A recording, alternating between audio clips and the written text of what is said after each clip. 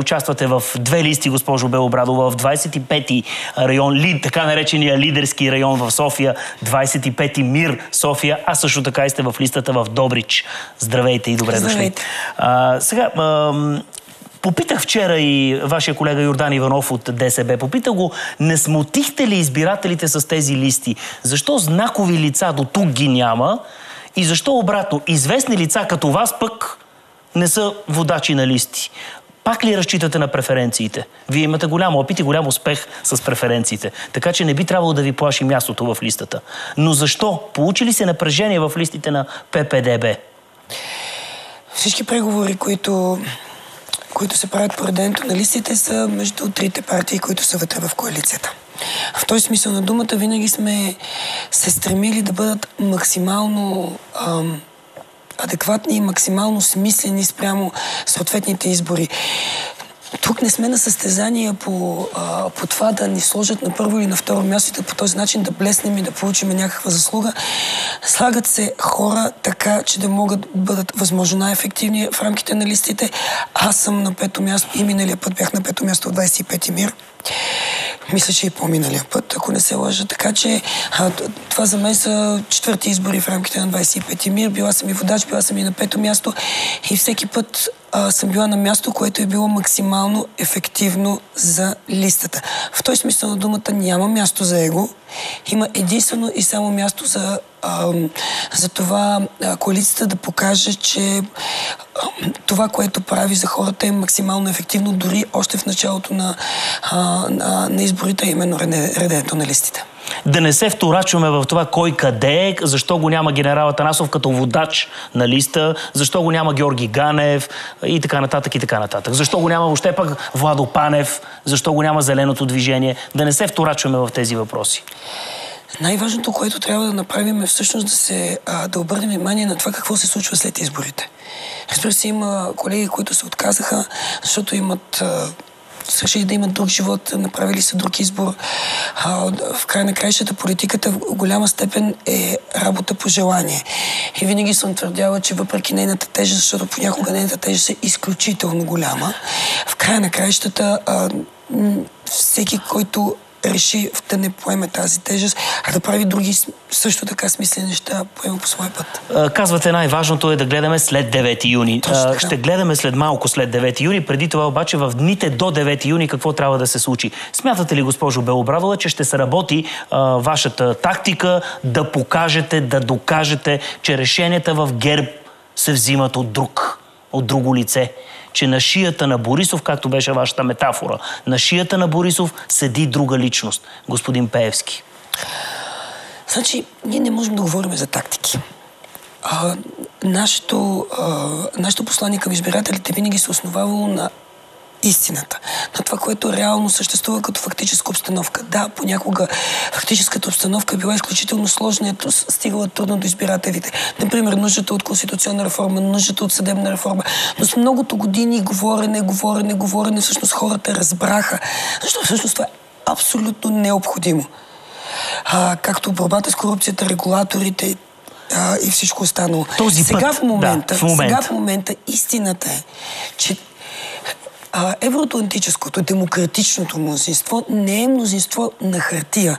То трябва да се случи фактически. А именно да имаме политическо мнозинство, било то обикновено, било то по-голямо, в което народните представители от обикновеното мнозинство да пожелаят да направят всички реформи, за които ние от години говориме. Довършване на съдебната реформа, смяна на регулаторите с експерти, които са независими, смяна на службите с хора, които наистина работят за национален интерес на България и укрепване на националната сигурност в момента, в който това е изключително важно. Разбира се, влизане в Шенген, разбира се, влизане в еврозона, но това да не са само думи на хартия и думи пред медиите. Много е важно всъщност да разберем, че хората, които образуват това мнозинство, трябва да имат първо тези цели и второ да мислят сами за себе си, а не да бъдат, повлиявани от други политически сили. Но дали всичко това, което изредихте, ще се случи, зависи естествено от резултата, от политическата тежест и от разпределението на мандатите. Нали така? Това е логиката на едни избори. и какво трябва да се случи, за да може да гарантирате, че ще продължите с този да, с онзи не. Повече турско кафе няма да пиете. С ДПС повече не, така ли? ДПС повече не. И не е точно това посланието. Посланието беше още в самото начало, преди провала на ротационния принцип, че ДПС не могат да имат гарантирано място в управлението. Ние поставяме едни принципи, за които сме се борили от години. Аз края на краищата съм народен представител от Демократична България. Била съм в Народно събрание, в което сме били 12-13 души, били сме 36, били сме над 60, били сме първа, втора и почти последна политическа сила. Мене броя не ме плаши. Плаши ме да не се отдалечиме от принципите, които винаги, колкото и да са били депутати, сме поставили, и в този смисъл думата не сме се отклонявали от тях в никакъв случай. Това, което обаче видяхме в последните месеци преди ротацията, е, че след извършването на конституционната реформа всичко останало просто спря. Спря мълчаливо, без много обсъждания. Не можахме да направим нито една смяна в регулаторите, не можахме да продължиме реформите по съдебната власт. Естествено, чакахме и закона, но не успяхме да подмениме службите, не успяхме да направим всъщност нито една реална реформа. И започна едно мимикриране на евроатлантическо демократично отношение, и на това трябваше да бъде сложен край, защото там се виждаше, че ДПС в голяма степен спират всички възможни фактически промени. Госпожо Белобрадова, ако резултатите след изборите подскажат, че ГЕРБ и ДПС ще сформират правителство, може би с някой трети, може би, но не сте вие този някой трети, готови ли е ППДБ да излезе в опозиция? Ние винаги сме били готови да излезем в опозиция. Тук отново искам да върна към основния въпрос. Как ще се управлява България? И в този смисъл на думата, да бъдеш опозиция в голяма степен, особено когато става въпрос да си записваш клипове в TikTok, е изключително лесно. А тъкмо ще имаме кого да громим, да излизаме на трибуна и да говорим. Всъщност много по-страшно е. Какво ще стане при управление, което вие описвате за България? Предполагам, че за нас ще бъде изключително комфортно да сме подобна опозиция. Въпросът е какво ще се случи в следващите 18-24 месеца, защото ние не просто имаме да влезем в еврозона и в Шенген, което в момента вие виждате, ние се бавим по отношение на изпълняване на условията за еврозона. То е изключително застрашено в този смисъл на думата. Трябва да ускорим всички действия, но тогава ще се случат и много други неща. А именно, напълно ще се спре възможността да се реформира страната и наистина да постигнем всички тези цели, които ние сме си поставили като политическа сила. В този смисъл на думата, комфортно ще бъде да бъдем опозиция, но това, което ще се случи за страната, ще бъде изключително сериозно. Сега, формация, която излиза от властта, най-добре може да анализира и да осъзнава допуснатите грешки. Нали така? Вие сами казвате, научихме много уроци, видяхме много неща. Сега, тези грешки в изминалите 9 месеца, те от неизбежност ли бяха? Такава ли беше политическата среда в България? Или Борисов успя да ви задуши и вас в своята така политическа прегръдка, пак да кажа метафора? Задушени ли бяхте в това участие във властта? Мисля, че по отношение на инициирането на всички процеси, които се случиха през последните 9 месеца, ние бяхме изключително активни. В никакъв случай не можем да кажем, че сме били задушени. Да, разбира се, колегите, особено и от другите политически сили, така бяха по-гръмогласни в медиите и на трибуна, но всъщност целите, които си бяхме поставили, в голяма степен, особено по отношение на конституционната реформа, което за нас, вие знаете, че това е основна битка, тя беше довършена и беше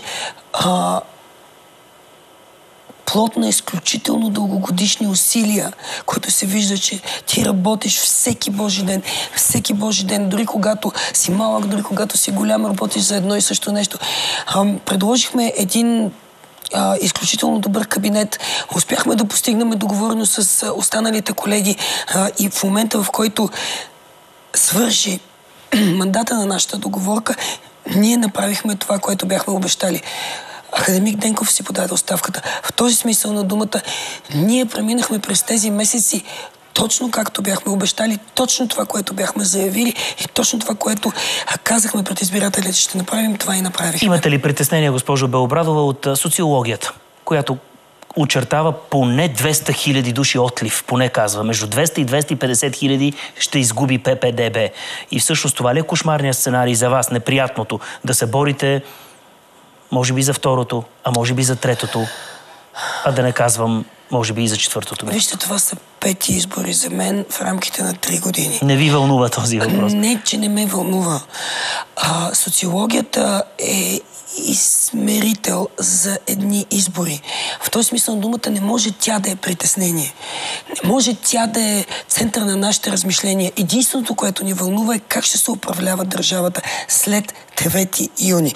В този смисъл на думата, пак казвам, аз съм била част от парламентарна група, която е била 13 човека. Била съм и от най-голямата парламентарна група.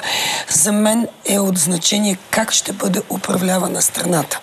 В този смисъл на думата ще положим всички усилия, за да можем да спечелим за пореден път доверието на нашите избиратели, защото ние имаме, може би сме единствената политическа сила, която имаме какво да кажем, спазваме всичко, което сме обещали и имаме субстанция на това, което ще предложим на избирателите за пореден път. Да ви призная, честно, много ми харесва това признание, което правите. Била съм първа, била съм и последна.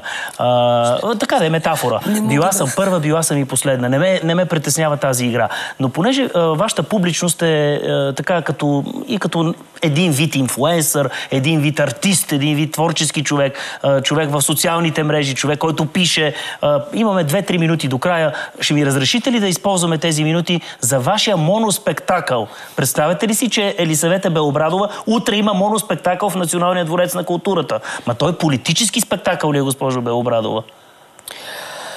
Всичко е политика. В този смисъл на думата. Той е много личен спектакъл. Казва се за свободата и смъртта. И въпреки това е много политически. А това по възрожденски. Свобода или смърт, така ли? Има връзка, разбира се. Това са основните теми, които вълнуват всеки човек, дори той да не го осъзнава. Свободата, било то личната, било то обществената. Когато си млад човек, те вълнува най-вече личната свобода. Как никой не трябва да ти казва какво да правиш, как ти имаш лични свои мисли, как трябва да се изявиш сам себе си с годините, когато напредвам във възрастта, особено когато работя в Народното събрание. Разбира се, обществената свобода започва да има много по-голямо значение. Смъртта е тема, която вълнува всеки. Дали със страх, дали, пак казвам, младите хора, примерно, са изключително очаровани от мисълта за мрачната мисъл за смъртта. После тя отново се трансформира във времето, когато започнеш да губиш близки хора. Но това са общото най-страшните теми. А какъв е този моноспектакъл? Какво е посланието? Вие излизате и разказвате за свободата и смъртта. За свободата, за смъртта, за майка ми, за мен самата. Как отраснах, как се родих в общество, което нямаше свобода, защото аз съм от поколението, което се родило по Байтошово време и го помни наистина. И за това как тези две понятия всъщност пропиват абсолютно всичко. И са най-страшните две неща. Свободата е най-страшното нещо, най-тежкото нещо и другото най-страшно и тежко нещо е смъртта. И тук е много важно да кажа, че за най-страшни неща трябва да се говори по смешен начин. Да се говори по начин, по който през смеха започваме да се лекуваме. И да можем да понесеме тежестта на свободата и да можем да понесеме тежестта на смъртта. В оставащите ни секунди, по-малко от 1 минута, моля, поканете на моноспектакъла и поканете с номера на бюлетината тези, които ще гласуват за вас. Каня всички, които желаят да присъстват утре вечер в зала 1 на НДК на спектакъл "Свободата и смъртта". И за финал благодаря на всички, че ме подкрепяте през всички тези избори и се надявам за подкрепата и в следващите. С кой номер? С кой номер? И 14. И защо? Защо с номер 14? Защото имаме какво да свършим и винаги сме били честни с избирателите. Купуването и продаването на гласове е престъпление.